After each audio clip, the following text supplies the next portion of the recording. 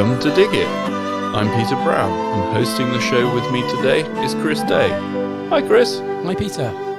The show today is all about potatoes. Coming up, we have an interview with John Marshal, a top tatty expert.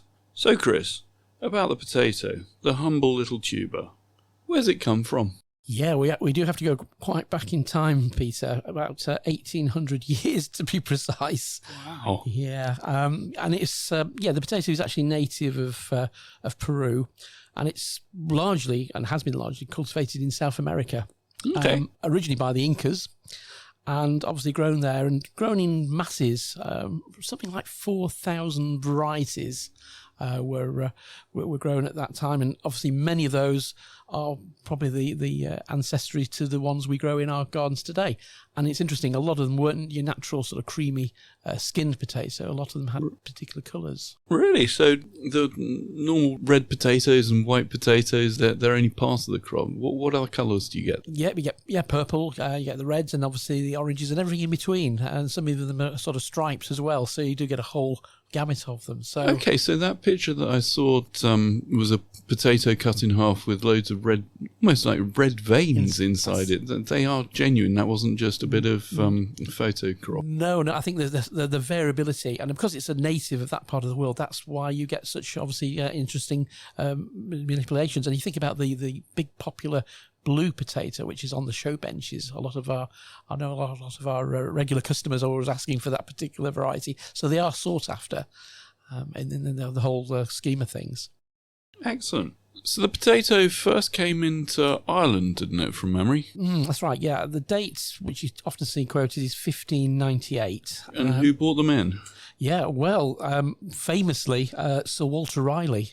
Ah, the old explorer. Indeed, yes, life of. And he obviously popularised them over there. And it was a lot later, actually. It was 1780 before they started to move across to Europe and obviously to the UK. However, there was something which happened less than actually 100 years after the potato was introduced into Ireland, and that was, of course, the potato famine.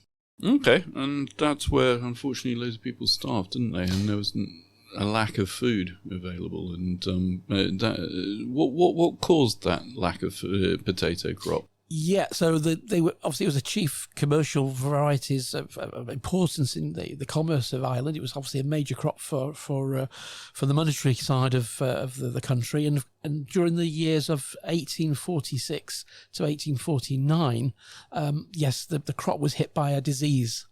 Okay, what disease was that? That was potato blight. Ah, so that's why you see blight-resistant potatoes. What does blight look like, Chris? Yep, so often you see the leaves going sort of yellow and often with sort of brown marks and patches. Often they go black. The whole stem will eventually wither. And more worryingly is that the potatoes themselves, the tubers themselves, will become infected and they'll have obviously bad markings within the tuber. So effectively that renders it worthless. Okay. Now, our expert today, John Marshal, he probably knows a thing about potatoes and potato blight, doesn't he? I'm sure his background and his knowledge will bring and enlighten us on a lot of those varieties. But it's interesting that potato blight is, the correct name for it is Phytophthora infestans. Okay. Now, a lot of people know the name Phytophthora connected with other diseases in the garden, including honey fungus. It's in the same family, so it affects the root systems of a lot of plants. So Phytophthora is not a pest or a disease we really want to have in our gardens. Because the potato, I'm just thinking sort of a bit more about the origin of it. It's from quite a big family, isn't it? What other plants are in that family, Chris? It does, yeah. It's in the Solanaceae family, which includes the likes of tomatoes, hence right. the sort of very much the familiarity between the two plants, and of course other wildflowers and plants which we see in our gardens which are less attractive. I'm thinking here of the nightshades, the deadly nightshade, and one which grows in my garden occasionally is the bittersweet nightshade, which has a very attractive little white flowers, very similar to potatoes, in fact, but then of course it produces these very poisonous berries. So those we definitely don't want to be eating, do we? Most definitely not.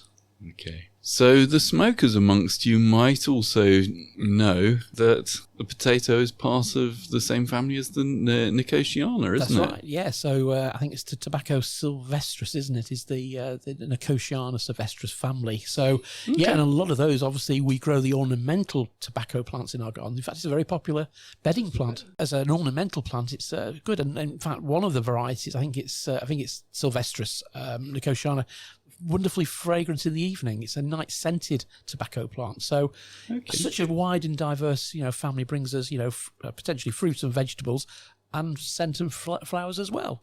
Now, the potato is very common on our plates, isn't it? Certainly part of your 5 a day, is it, Chris? Well, this is where it gets a bit complicated. Technically, no. So that's a bit disappointing. So chips aren't part of my 5 a day. Nor boiled, no roasted or grated. Or my packet of crisps. No, certainly not. No. They're obviously they have got obviously a nutritional value. They're full of carbohydrates, aren't they? And what else are they good for? Vitamin C, yes, is good, and also they are naturally gluten free.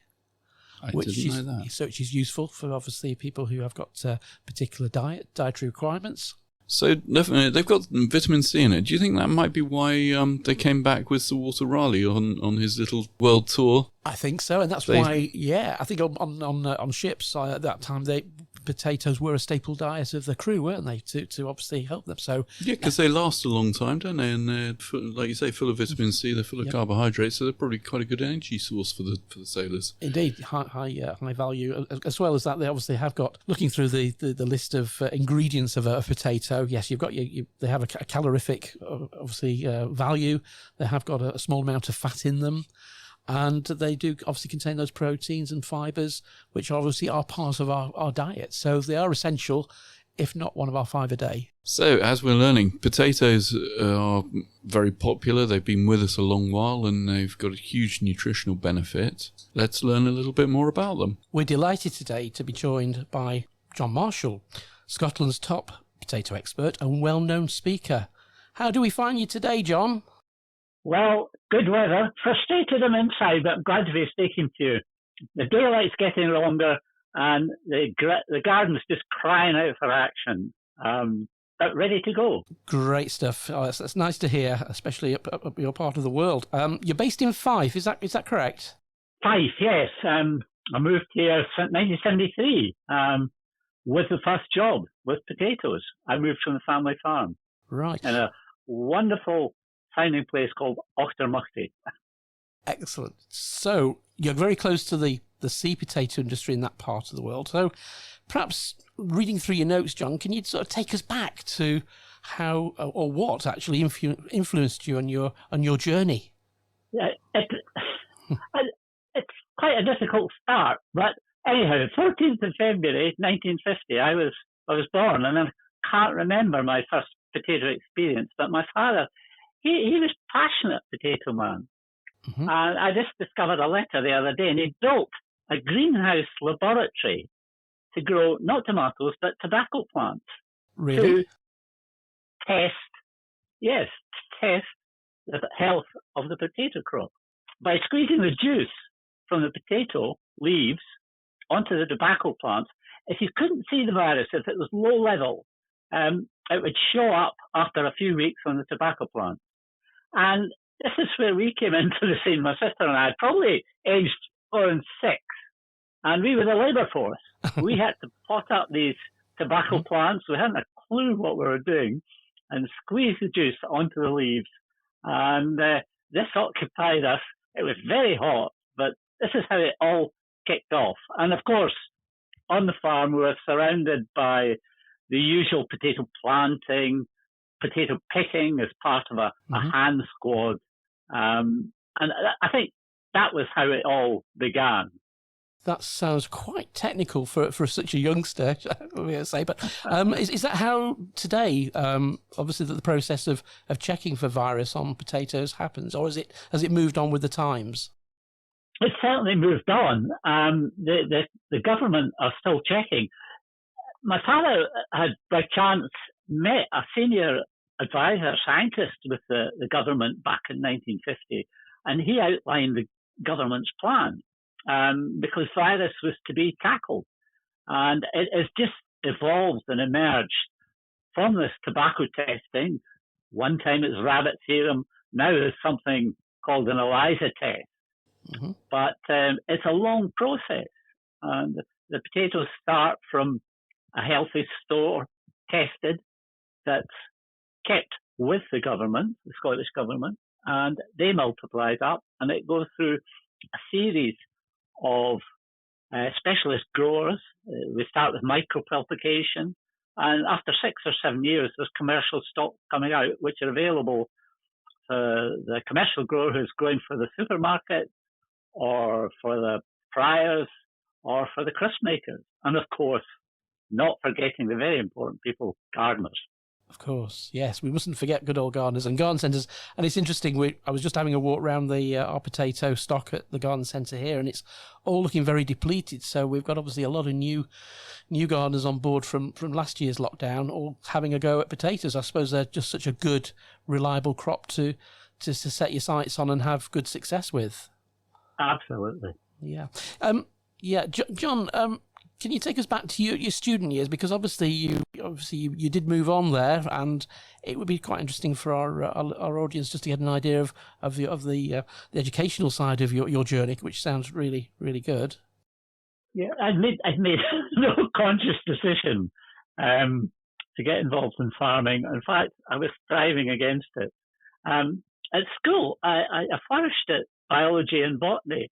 And somehow I found a project that I'd done for my A-level, and it was all about trying to induce mutation in potato by cutting the eyes out.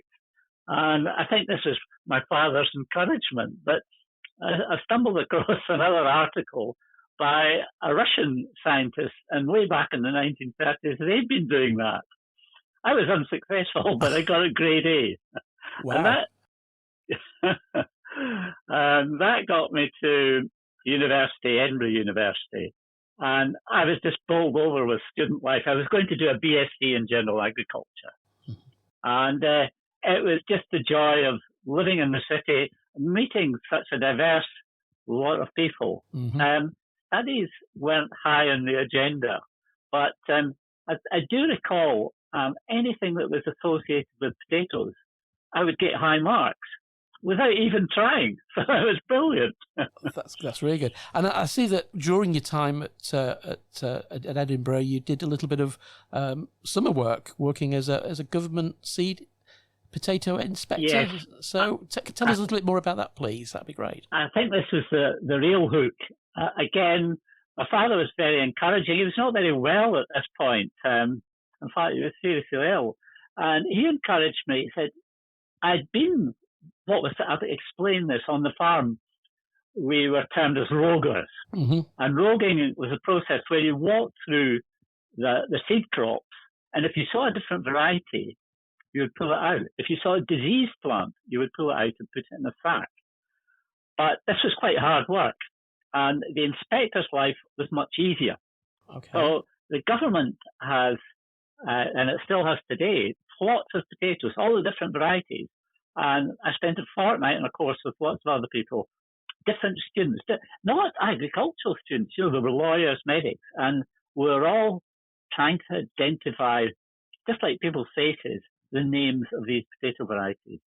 And I found it quite easy and relaxing, but others were struggling with it. And we had to pass a test at the end on the diseases and on the varieties. Yeah. Once the test was passed, we were then dispatched to different parts of Scotland where the seed potatoes were grown in pairs. And with government instructions, we would go through farmers' potato fields, inspecting them and noting down in our book whether they had virus or if we could spot diseases or different varieties. We would just proceed on that basis. And it was wonderful because we're meeting all sorts of different kinds of farmers, and we were having a great social life as well. That sounds really good. That hooked me in. by far. And I noticed on one of the notes, John, that you had to identify sort of 50 varieties of potato just from the leaf. That sounds incredible. Yes, that's right. And, the some of the inspectors, the permanent ones, and they could do many, many more. But whether the potato was a sort of light shade of green, a dark shade of green, sometimes it had a particular hook too, a bow tie on the leaves, the arrangement of the leaves would suggest that would be Ker's pink. Or Duke of York, it was always termed that it had penny secondary leaves. So there were different colours of flowers, purple or red, or even petals with holes in them. So there are all sorts of tricks to memorise the varieties. It was good fun, and we were all very challenged and competitive. That sounds really good. John, before we sort of delve into your commercial years into the potato trade, can I just ask you a question? We're also told that seed potatoes should be grown as seed potatoes, but what sort of differs a potato from what you might possibly buy in the supermarket, which you might want to grow in the garden? Obviously, a lot of people might be tempted, especially during the course of the late spring, summer, to look at their potatoes in the cupboard, which are starting to obviously chit and start to grow, and think to plant that. What's the defining difference on the tuber to the potato you'd use in the kitchen? Yes, that's a very good question, and temptation is there. I've met people who have come back from holidays and seen exotic varieties. I've seen people, I had these left over from the supermarket that were growing, so I just planted them. But this is not a good idea, because seed potatoes have, as explained earlier, have come through a long process from disease-free conditions in the government, micropropagation, and through an elaborate system. Diseases are always creeping back in. There's some diseases which are just not there. And won't come in, provided you keep to the rules. But there are others that are creeping back in. So it's a continual process of getting healthy potatoes. It's important you should go back each year. But supermarket potatoes, they come from anywhere. They're not necessarily a seed grower. They can come in from Europe. They can come up from the south. And there could be low levels. And there's some really bad diseases, bacterial diseases, which could be brought in. One thing I was going to say, John, sorry to interrupt there, but when you're buying seed potatoes, they're often quite small, quite a lot smaller to what you perhaps would buy in the supermarket for cooking. Is that in any way disadvantageous for growing a crop? Small potatoes, some of the commercial growers just love the small potatoes. They're perhaps a little more vulnerable, but they're going to produce a good plant, a good healthy plant, given good growing conditions. And if you can imagine the micro propagation system, you're starting off with just a cell and growing it up. So yes, potatoes will grow. What I would like to add in is that there's a new scheme, and the government, farmers are very concerned about these bacterial diseases, brown rot, ring rot, coming in from Europe. And there is a scheme called the Safe Haven Scheme. Okay. And you'll see a Union Jack, and it's best to look for that.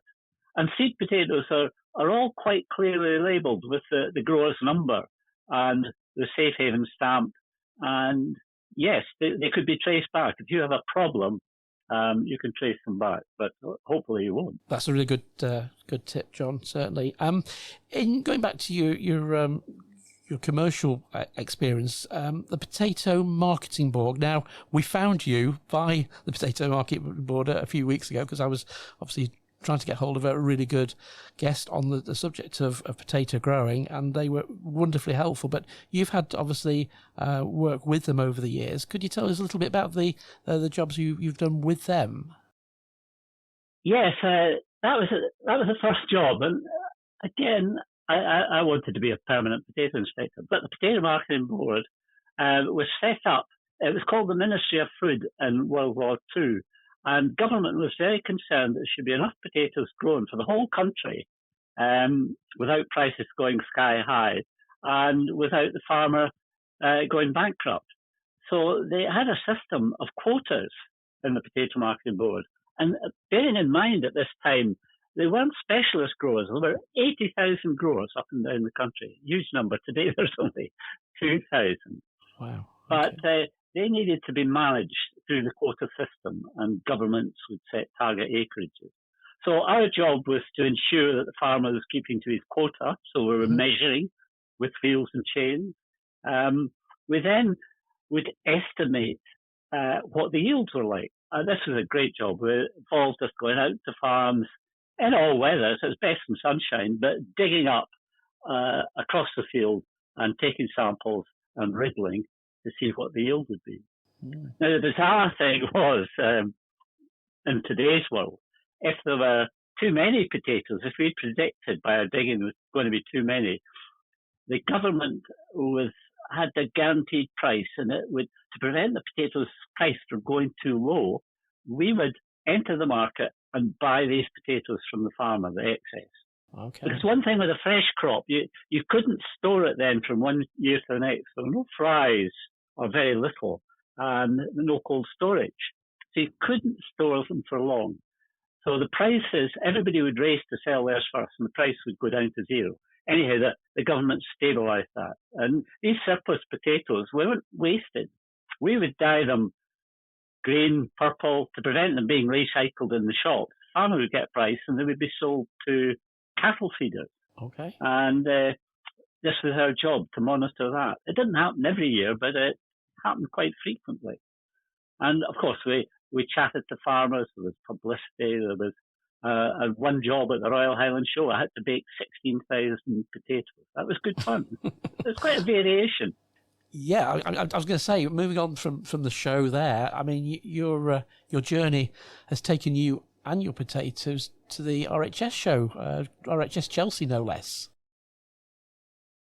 Yes, that was pure chance. That was jumping in time. But yeah, I was about to retire, and I'd quite often spoken to a collector of varieties, Maurice Ennis from Newmarket, and he had 700 varieties on his small holding. I just couldn't quite believe it. And a wonderful Doric accent, northeast accent. And he very excitedly said, "I'm going to Chelsea Flower Show." I said, "I'm retiring in a few weeks. Would you like me to give you a hand? I won't charge." And he said, "Oh, yeah, that would be good." And I had nothing for ages. And then suddenly he said, "We're going down to Chelsea." I said, "Do you mind if I bring my wife? She's quite keen to see what Chelsea's about." So, yes, that was it. There were a 4-man team, Anne and Maurice Innes and myself, Rona, and Rona, my wife. We were at Chelsea Flower Show. And what an amazing experience. So you were in the main was it the Grand Marquee then, or the pavilions? That's right. Yeah. And it was totally alien. I remember the first week it was fearfully cold. And Maurice had all the varieties selected, everything in his head, what he was going to do. He'd asked for a basic stand. And, day one, the potatoes didn't arrive, and it all seemed a very slow process. But he knew what he was doing. He just underestimated. He needed the help. So my wife and I had, 6 days in the setup, and he was, he and his wife, Anne, would be putting out the potatoes, anti-roll devices, and just elaborate. It was called the potato story. So he'd have circles with maybe half a dozen different varieties, 6 varieties each, 6 potatoes each. And there were different themes, baking potatoes, potatoes from South America, potatoes from Ireland, and so on. And we were just bowled over, couldn't believe it. And we had a time limit to finish. And I can remember looking at the clock. Maurice, we were saying, we'll have to stay here overnight. And we're being thrown out. But 1 minute to final time, and the last potato was put in place. And then I was going to say, then of course, John, you'd have been judged, I assume, because it would be a competitive stand at Chelsea, so you'd have to be judged as an exhibit. That's right. We had Celebrity Day. That was a lot of fun with people coming in and trying to recognise them. I was pretty poor at that. But yes, and then the next day, of course, there was judging, and we were just delighted. Came in early in the morning with Morris, and he'd received a gold medal. Excellent. And we were just over the moon with that. And, you know, he wanted to involve us. We said, well, it's you've done all the hard work. We were just there helping out. And he said, no, we couldn't have done it without you, John and Rona. And it was such an incredible experience, the number of people we were meeting.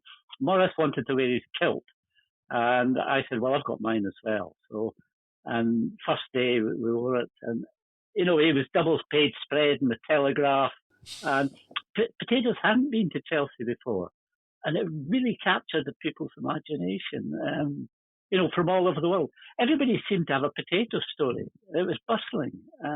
It was just incredible. That's really interesting. And I mean, Chelsea now has become obviously more and more diverse. It has to be. And of course, this year it's taken the unprecedented step of being moved to September because of COVID. So it'll be interesting to see what other more unusual exhibitors are put into the marquee in view of the fact that obviously we wouldn't have the usual sort of species and varieties of plants, flowers, and maybe vegetables. So that would be good as well. Now, John, reading through your notes as well, there was one adventure which I thought our listeners would like to hear about, and that's planting potatoes in Peru.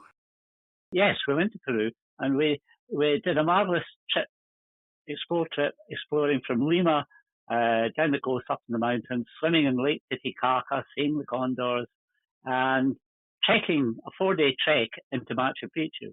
But we left our companions, our fellow travellers, and Rona and I went to a place called the Park de la Papa, and it's 15,000 hectares just set aside to maintain the potatoes.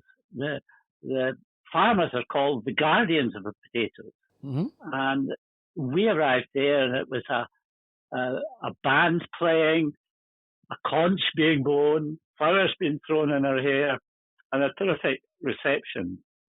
It was fantastic. Sounds really good. And seeing, I was going to say, seeing the potatoes from a different aspect in a different culture, I suppose. So, difference-wise, I mean, is the wide range of varieties in that part of the world, or are they sort of more limited? Yeah, Peru, they reckon, was where potatoes were first domesticated. There were wild potatoes that were used 14,500 years ago in Chile, but 9,000 years ago, perhaps, domestication. And yes, they're growing up, you know, high up the mountains here, you know, 4,000 meters. And they're not like the varieties that we see. They're what they call their native potatoes, many different ones. And their names are very descriptive, whether it looks like. There was a fantastic variety that looked impossible to peel, and it was described as the potato that makes the bride weep because she can't peel it. Now, the farmer was a good catch if he was going to get married, if he had a lot of different varieties, because that made disease resistance, and he would have good crops whatever the conditions.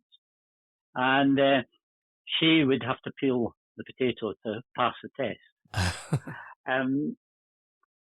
But yes, they had lots of potatoes, different ones, different types. And we had a demonstration, and Mario, the host, described all these wonderful potatoes and what they were good for and how they were cooking. And then he said, right, we're going to have a demonstration. Now, they started ploughing the field with hand ploughs. These hand ploughs are called tacklers. Similar to what the Incas had used 500 years ago. Wow. And it involved two men and a woman. The men plunged the tacklers in, and the woman turned the turf over. Brilliant. And next, planting. That consisted of one tackler man making a hole, and the other man, he delved his hand into a pouch and brought out some llama dung, a llama dung mixture for fertilizer. And the woman was there. She got two potatoes, different varieties, and put them in a hole. And that was the planting process. Why you got two potatoes? And of course, they explained they were speaking Quechan, and we did have a translator, but I'm sure a lot of it was lost in translation. Mm-hmm. And we had our shot of planting the potatoes. But at 4,000 meters, it's very exhausting. I was going to say. I was struggling enough to walk there. But it was so colourful. They were wearing colourful Peruvian mm-hmm. costumes. The colours are great. And we were wearing them to begin with. But when it came to planting, I had to just do it with ordinary trousers and shirt. That sounds a fantastic trip. John, obviously thinking about our customers and the garden centre world at the moment and the way things are moving. Obviously, we're in the latter parts of winter now. Early spring is coming quite quickly. What about those people who might be thinking about growing potatoes for the first time? Is there any sort of tips you would give a first time grower? Yes. People say, what variety should I grow? But I don't start there. I say, why do you want to grow potatoes? Okay. Food, obviously, but mm-hmm. why? And there are about 12 things, something you can't buy in the supermarket. Is it for the flavour? Is it for the fun? Is it for your own health? Is it for nostalgia's sake? A family shared experience? Education? Is it for the show bench at the local flower show? Is it just to show off? Is it competitiveness? Just to be sociable, or is it to clear the ground? And I think if you think there, then you can begin to think about your variety. And do you want to grow in a container?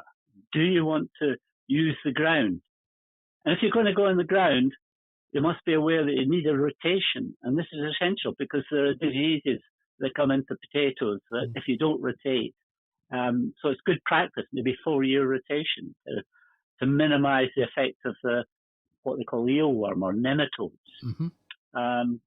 And then relax and choose your variety. Yeah. I mean, I was going to say, John, you sort of hinted there about growing potatoes, not necessarily in the soil, but in containers. Now, we've seen certainly over the last few years how important that is, especially for people with limited space, and especially with families with children who want to have a go at growing a crop for the first time and experimenting with potatoes, because they're obviously so fast to develop.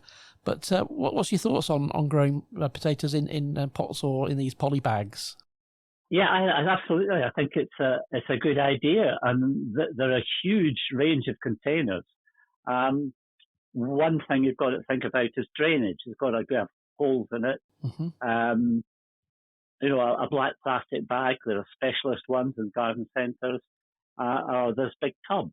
And again, it's thinking what you would like. Do you want to have a lot of small potatoes, or do you want to have one big potato? I say, first time, keep it simple. Mm-hmm. Keep it simple. Don't be too adventurous. Grow an early potato.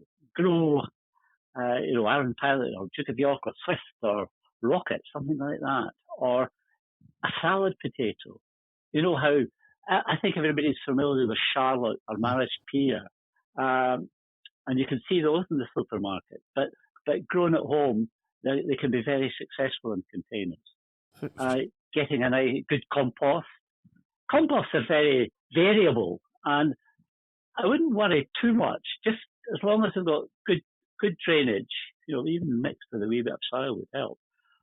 But having the container with the drainage, with the compost, and some potato fertilizer, and again, that's mostly in the supermarket. There's labeled potato fertilizer. Sprinkle with that, and put the potatoes in. And if you want small potatoes, 3-4 potatoes would go in. But if you want to go for a show potato or a bigger potato, just put one potato in. And then water lightly. But the process of watering depends on the season. Overwatering to begin with can be a bit of a problem, or if it's raining. But as the plant grows, so evaporation is greater, and the sun comes out, and it might start to droop. So don't go away on holiday. No, I'm just not very easy at present circumstances. Indeed. I was going to say, on growing them potatoes in bags, though, you've got to be a little bit careful on the frost, though, haven't you? Because obviously we can get some late frost, which can do damage. What would your tips there be? It's the same in the garden, yes, late frost. I haven't planted my potatoes. I generally go in March, April, just when the ground's warm enough, 10 degrees, you need soil temperature.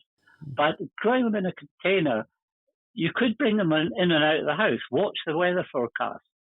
And it's not so much ground freezing that's the problem. It's when you get fresh growth. And they're very sensitive. The potato plants are very sensitive to frost at this stage. Some potatoes recover, others are a bit slow. But yeah, watch the weather forecast. Don't go too early. I think mid-March, April, fine. Yeah. John, on the area of growing potatoes, what, in your opinion, would be the best fertilisers to use on your crops, perhaps in the open garden, in the soil?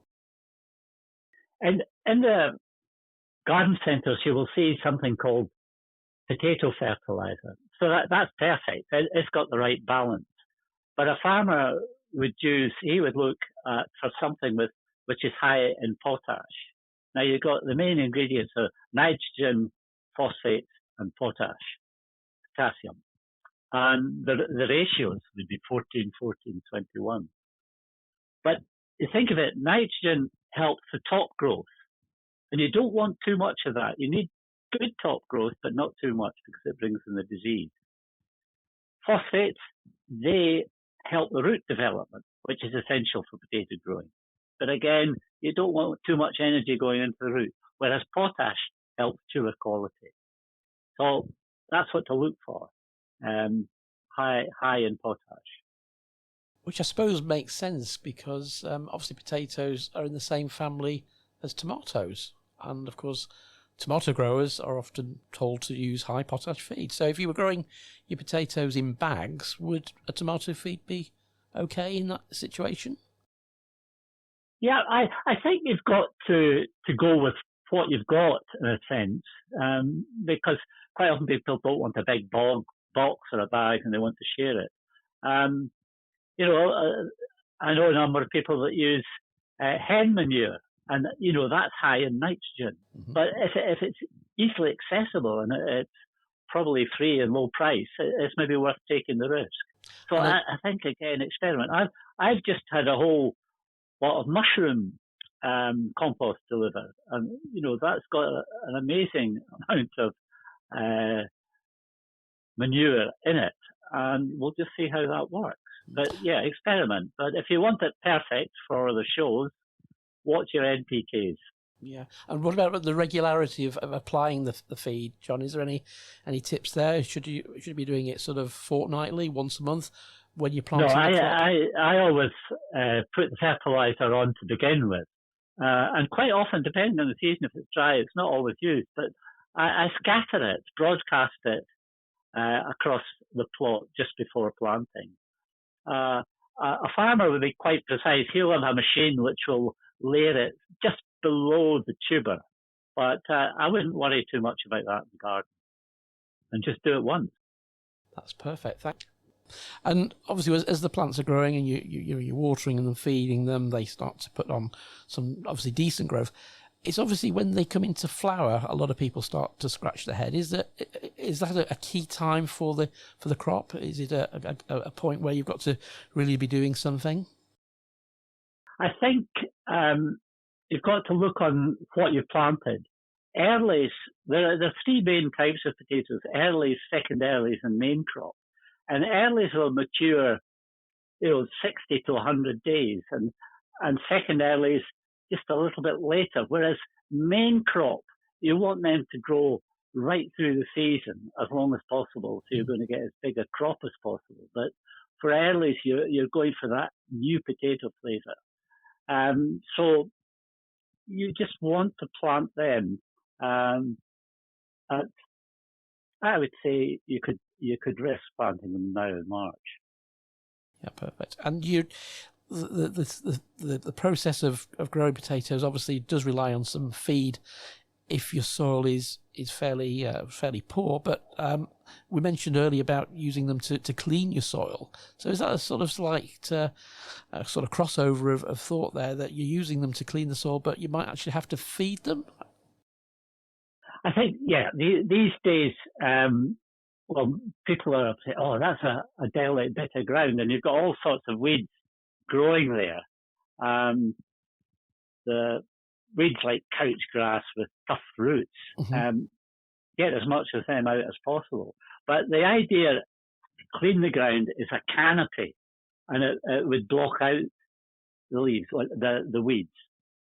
So that is why it has grown as that. But for some of the weeds that are persistent, you need to dig 2 or 3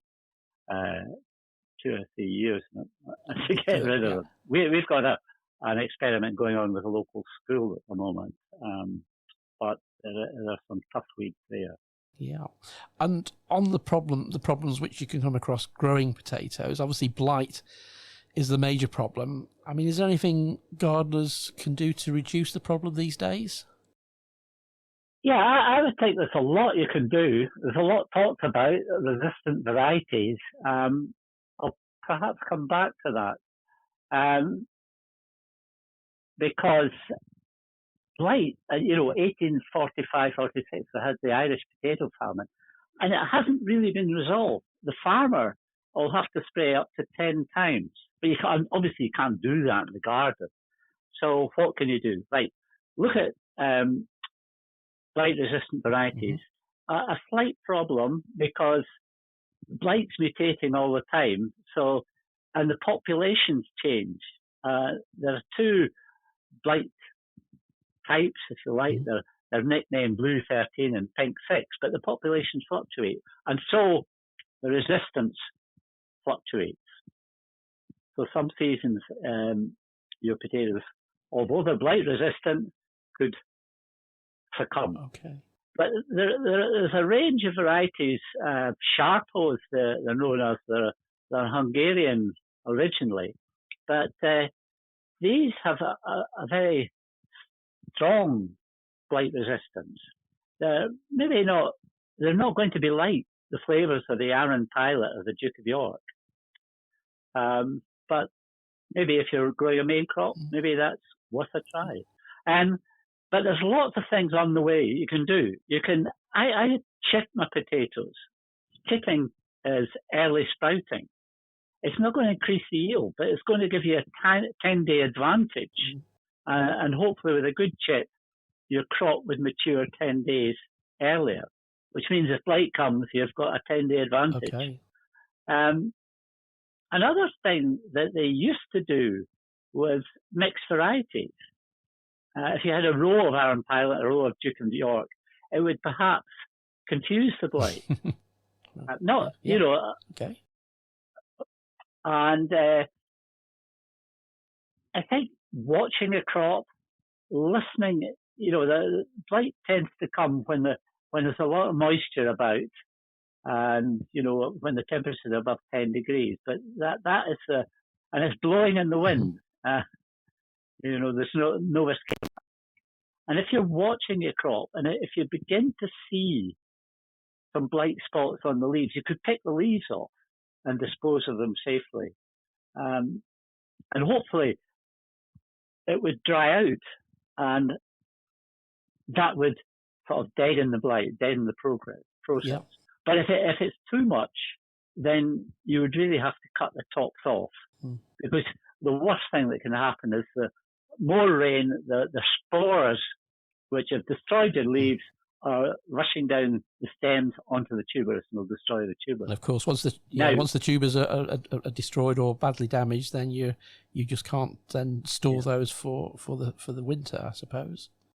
So my advice would be to cut those tops down as low as you can to the ground. Don't harvest them unless you're going to eat them immediately. Leave them for 10, 12 days, and the skins will firm up. If you can imagine the blight that's been on the tops, the plant's acted like a pepper pot, and there's lots of blight spores which have fallen off the plant onto the top of the drill.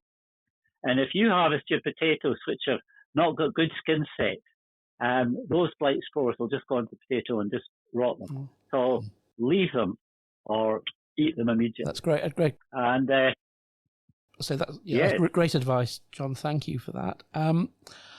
Obviously, potatoes these days are getting some extra competition from the supermarket. Things like sweet potatoes and even Yacons, which obviously the foodie chefs on the TV are now sort of promoting, and we're sort of getting used to them, I suppose, day-to-day shopping. But what are your thoughts on these particular crops? And is it going to pose a threat to our humble potato? Is that a concern? I don't think so. I don't think it's a threat. But yeah, by all means, experiment. Even try to grow them. You can't grow a sweet potato from a sweet potato. You need something called a slip or a plug, and you would plant it. But you need warm conditions, a polytunnel in Scotland. You maybe get away with it in the south. But I did it. I wasn't very successful, but so probably not the person to ask. But if you consider the potato, the humble spud, it can grow just about anywhere in the world. Saudi Arabia. It can't grow in the Antarctic, but in Mongolia. The potato is growing at 4,000 meters. It's very versatile. Yeah. And also, how many different recipes of the humble spud have you got? I mean, the delight is having a new potato taste, steamed in milk, to the wonderfully exotic accordion potato, as I like to call it here. Some of you may know it as Hasselback potato. But there's so many different culinary choices that you can do. And I think what beats it all, it's low food miles. I mean, if you're buying a sweet potato from the supermarket, it's come from the other side of the world. But if you're eating your own potatoes, that's zero food miles. Absolutely, yeah, that's a good point. John, in gardening terms, we do see some really unusual varieties of vegetables offered, and you sort of hinted back at Chelsea you had a really nice display. Varieties with coloured tubers, they were becoming quite popular, or have they sort of settled down to create a bit of interest out in the gardener's kitchen? I like them because they do create a great lot of interest, particularly amongst the younger generation. I wouldn't like to eat a different colour potato every day. I prefer some of the others. But, there's lovely names, and they're worth experimenting with. Salad blue, for example. It cuts blue, and it is blue after cooking. Okay. And, and just doing a simple thing like a cooking test. It's magic, blindfold. Can you taste the difference? And really, the potato taste. People are surprised. There is another one, Highland Burgundy Red, and that's red in the middle. But there are others, so people look out for them. And sometimes it's just the skin colour. Apache is a red, and then it's got round about the eyes. It looks like a bit like a smile. And again, it's got a great attraction, a great appeal, and people, it has that wow factor. And I think they're very well for growing. Yeah. Just a small amount, just to see how they go. And would they be any more difficult to grow than the traditional varieties, or would they be more challenging? I think some of the favourites are challenging, but maybe a wee bit more challenging. But I say experiment, have a go. And you're not going to be able to buy these freely in the supermarket. Yes. And they've got a bit of story about them. Yeah, and I think that's what you said right at the beginning of our introduction, that experimenting and growing things which you can't buy in the supermarket seems to be the sort of in phrase now. So you are basically not wasting all your time and effort growing things which you can pick up relatively inexpensive. Yeah, definitely to be encouraged. Absolutely. John, if we were to put you on a desert island and you could only take 3 varieties of potatoes, an early, a second early, and a main crop, what ones would you choose? Putting you on the spot here. Oh, The desert island question. I love that. I think an early potato, I would use Duke of York, because it would be nostalgic. It was a great favourite in the northeast of Scotland and in Perthshire, and that would remind me of home. And also it's got a good flavour in it. It stores reasonably well, so it can double up as an early and, a storage main crop. Second early, that is tricky. I think perhaps something really challenging, like pink for apple. Yep. Because I know the farmer that produces the seed, and he always produces perfect pink for apple. And as soon as I start to grow them, they explode into all sorts of novels and different shades. Excellent. How, and maybe on a desert island, I would eventually find a way of solving that problem. I'm sure you would. It's challenging. Main crop. That to me is probably the most tricky, because it's the most dependable food. And I think I would actually go for Maris Piper. Yep. Because it is so flexible. If you do get a good crop, and it's great for making fries. It's great for making. You could even make crisps out of it. But these accordion potatoes or Hasselback, baked potatoes. It's versatile and it will store. So those would be my three perfect potatoes for the desert island. That's great, and bring those on. I think they would be wonderful. John, it's been really nice chatting to you today. For those people who have going to venture out into growing potatoes this year, can you give us some words of wisdom, perhaps, just to encourage us, just to give them a go if you've never have, and if you have grown potatoes before, perhaps a little bit of a word of advice. That would be wonderful. Yeah, I would say first and foremost, have fun, and enjoy what you're doing, and take time to choose your variety, experiment, go for old favourites, enjoy the flavours and the textures. Also enjoy your achievement. You've produced a crop, and it's better than your neighbours if you're in an allotment. It's a great talking point. I mean, when I was at Chelsea, everybody just wanted to talk potatoes. I couldn't shift the subject, and they had their story. And be brave, experiment, learn from your mistakes. Don't throw up your arms in disgust if it hasn't worked or if there's been blight. Also, continue to seek advice, but not just from one source, from several people. How do you do it? Because the first source that tells you, the first person, the first advisor might always be right. Yeah, I think that's very true. So, yeah. I think in gardening as well, you get so many different points of view, which makes gardening such a contentious subject sometimes, which is probably all the better for it. John, thank you. Thanks for your time today, and I'm sure we're going to go away with knowing a lot more about our humble potato, and certainly with your great words of advice and care. Thank you. Thank you very much. Okay. Good night. Goodbye and good growing. Thanks, John. So, Chris, now we've learned potatoes grow almost everywhere, but obviously don't like the frost. How do you grow them? Okay, so let's think about the varieties you sort of pick up at the garden centre. So they tend to be either earlies or second earlies or main crop. So those are the three key cropping types. So that will dictate when you can actually come to plant them. Obviously, earlies, as the name suggests, would go in around about Easter time.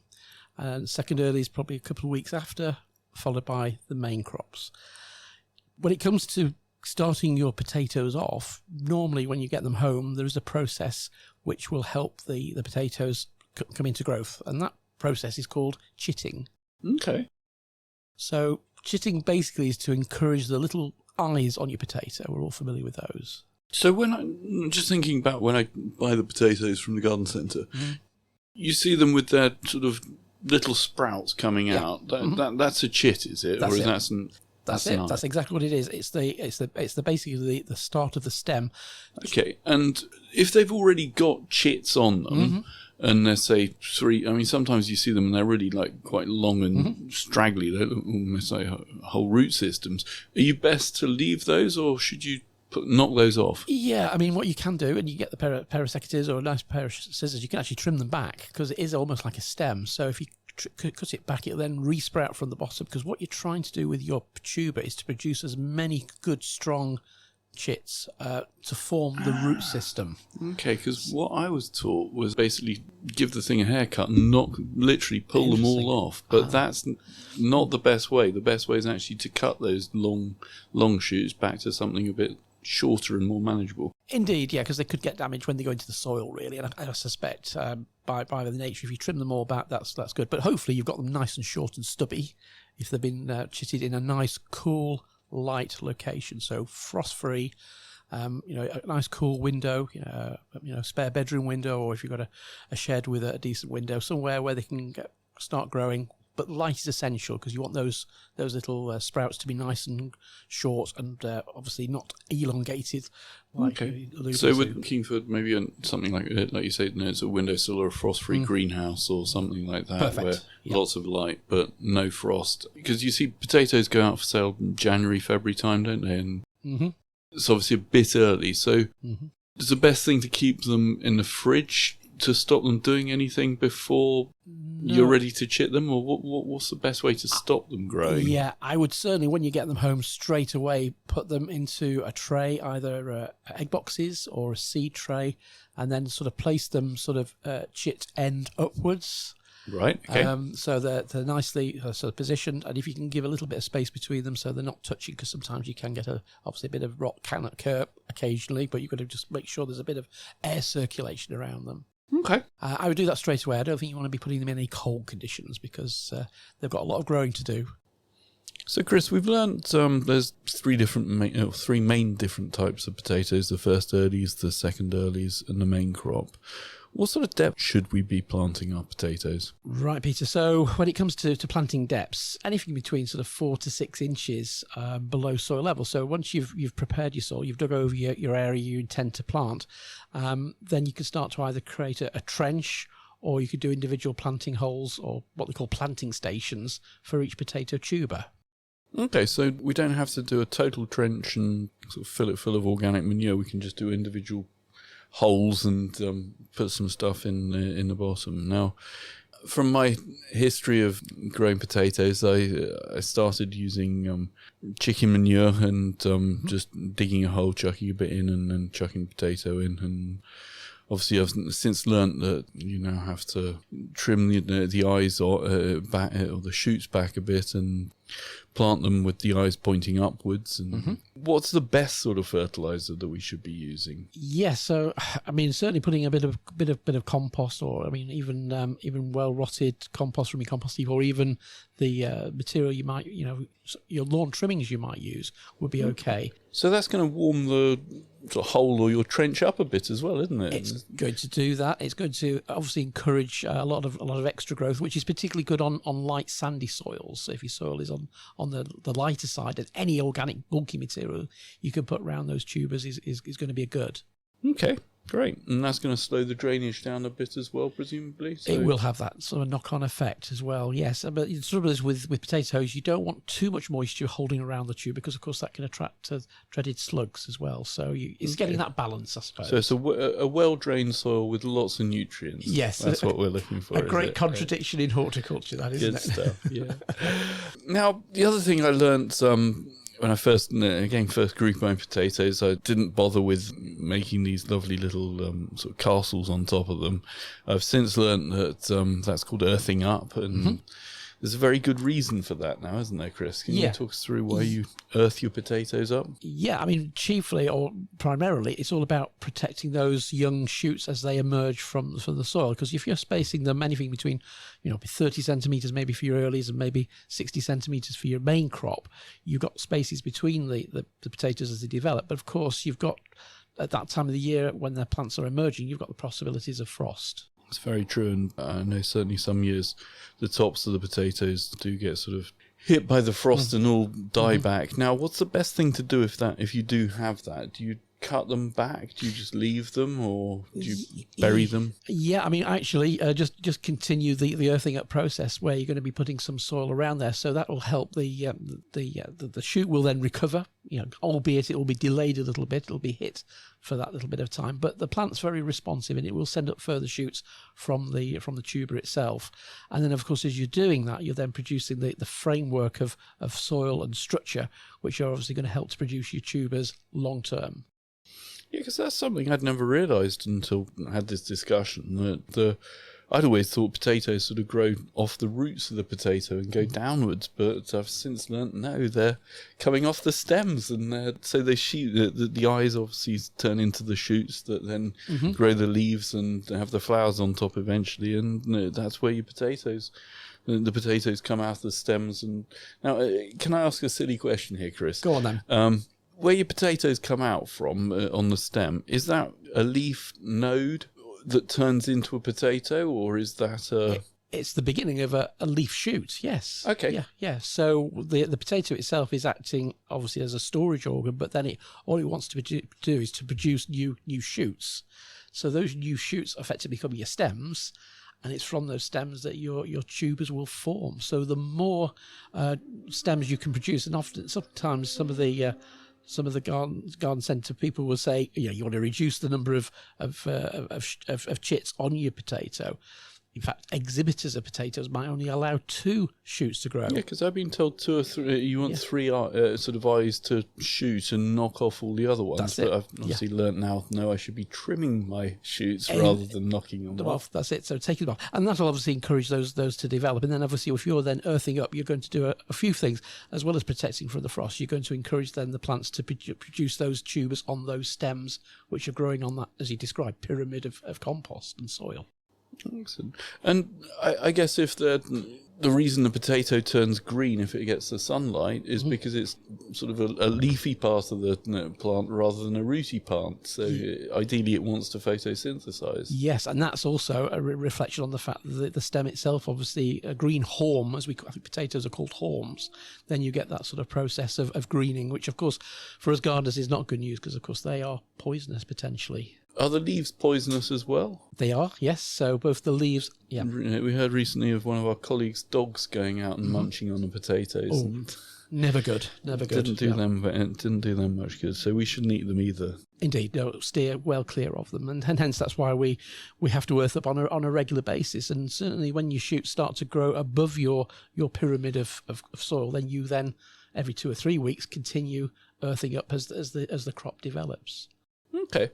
So, fresh potatoes versus sort of old potatoes, is there much of a flavour difference when you put them in the pot, as it were? Oh, yes, I think so, yeah. I mean, early potatoes, first and second earlies are going to obviously have that nice flavour.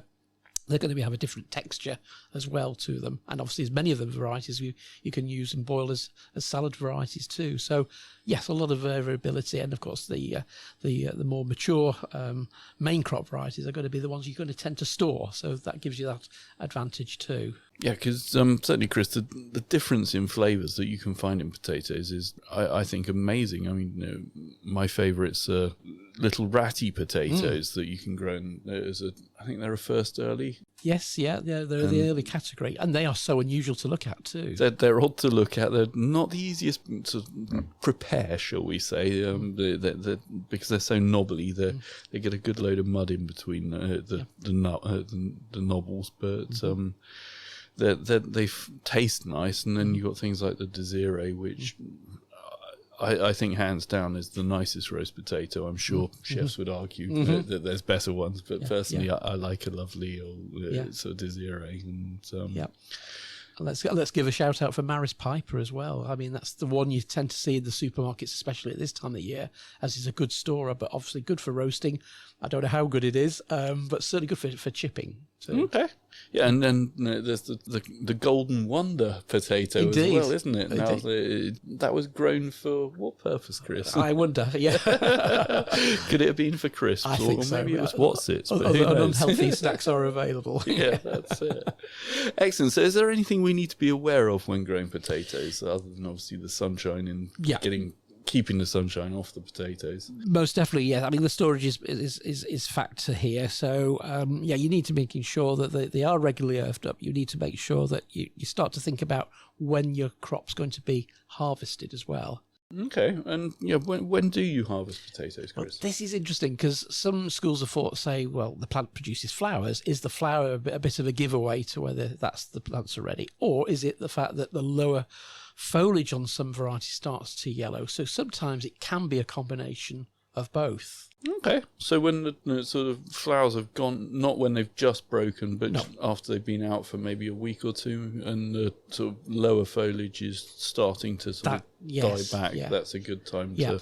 And for our listeners who are probably not aware, obviously potatoes and tomatoes share the same family, and of course the potato flower is very similar. Obviously, tomato flowers are yellow, but often you can get with potatoes, you can get white, and you can get sort of purple and white. You get some quite interesting combinations depending on the variety. So different varieties have different coloured flowers. Yes, often is the case. Yeah, and observationally wise, you'll probably see that more in the main crop, because obviously they tend to come into flower, later in the season as the day length sort of changes as well. Yeah, because the other thing I'd always think in summer is, obviously, normally you buy your potatoes in early spring. Mm-hmm. Come the summer, we get the packs of Christmas potatoes in from Taylor's, don't we? I always think sort of how odd it is to see them, but they're quite easy to grow. And they are, and it's such a nice thing to be able to grow for Christmas, isn't it? The idea you can set a tuber in a pot during the months of July into sort of mid-August, so you've got a good 6-week window of planting, with the anticipation that you'll have some lovely new potatoes for harvesting sort of early December. So very easy, very straightforward. Only a limited number of varieties that I think Taylor's do. I think it's 4 or 5 varieties. So, and presumably, if they're going to be, do they flower sort of November time? Do they? And then yes. I mean, what I'm thinking is, what happens if they get frosted? Yeah. Is that the problem with Christmas potatoes? You've got to give them some more protection, so grow them in a greenhouse or something like that. Yep. So basically, the process is try to get them planted as early as possible. So as soon as they come into the garden centre, and you can buy them, get them going. You need to probably give them a little week or two of chitting time. Obviously, this time of the year or that time of the year, should we say, they're going to grow that little bit quicker. Get them into the pot. Just very lightly cover them with compost in the base of a pot. Probably you want something 30, 40 centimetres in diameter, decent size. Okay. And then the process will be you would earth up as the plants grow, as they develop. You would add more compost as you would do outside, but in a container. To be honest with you, I've never seen Christmas potatoes actually flower because the season's that much shorter. Right. So it's all about getting that lovely top growth, because obviously the more top growth you can encourage through the months of July, August, September, maybe into October, before the frosts arrive, then the better chance you're going to have a good sort of set of tubers in the soil, in the compost. Okay. Now, am I right in thinking you're talking about letting them chit up with a sort of perfect length for a potato chit is maybe 1 inch to 2 inches? I mean, ideally, yes, that would be that's what we would probably say, textbook wise. But actually, as long as it's got some nice strong growths on there, that's usually enough. And remember, when they're coming into the garden centre at that time of the year, they're going to be starting to sprout anyway, because they want to grow. They should be growing at that time. Indeed, of the year. They want to escape from the bags they're in, and usually you get, I think it's 5 or 6 tubers in a pack, so you don't have to grow a huge amount. And that's the great virtue of Christmas potatoes. You can grow a few different varieties if you've got the space, of course, which can extend your season, which is good. It's a good idea, isn't it? Mm. So John was talking about using tobacco plants to test for blight, wasn't he? Is that something he had come across before? And yeah, I mean, it was absolutely fascinating, wasn't it? But again, tobacco, Nicotiana, are in the same family as the potato and the tomato. So they're like the tomatoes and the potatoes and the tobacco plants. Yeah. And of course, we tend to think of the Nicotiana in our gardens, more of if you're into your decorative flower gardening, as obviously a summer bedding plant. And but I can remember my stories of my grandfather. I know my grandfather used to grow tobacco. Mm-hmm. He was a smoker back in 1940s and 50s when it was still sort of fairly commonplace. And yeah, he used to grow his own tobacco.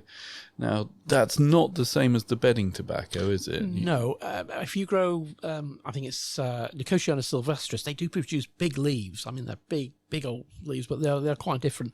But yeah, you need a really nice sunny location. And presumably quite warm as well. They don't. That's why Grandad used to grow them in the greenhouse. Yeah. So a bit of protection. But if you've got a nice warm part in your garden or a nice sheltered spot, then probably it's worth giving them a go. But I remember, though, Peter, years ago, that a very well-known seed company used to sell tobacco plants as seed. So it was actively encouraged in those days. Different times, perhaps. Yeah. And another way of being thrifty and growing your own. Yeah, indeed. Probably best not to promote too much now. No. But is the original tobacco plant now?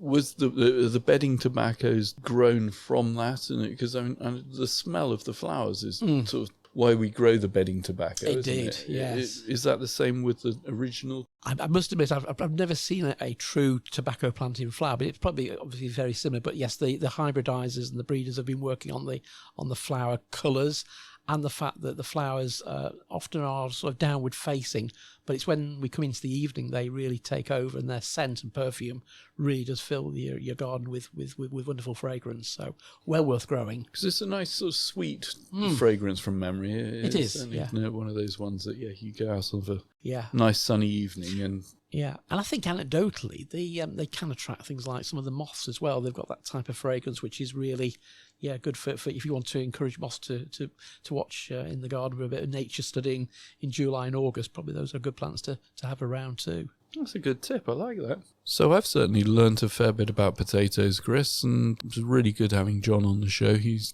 clearly an expert in his field, isn't he? Yeah, wasn't it great to talk to John earlier and to get a real inkling and an insight to the potato industry, but also the sort of Scottish story as well. It's great to hear John, and such a character. Definitely, I love to hear about the tatties. Yes, bring them on, John. Thank you, Chris. Thanks, Peter. Our thanks today goes to Chiltern Music Therapy for providing the music for our show.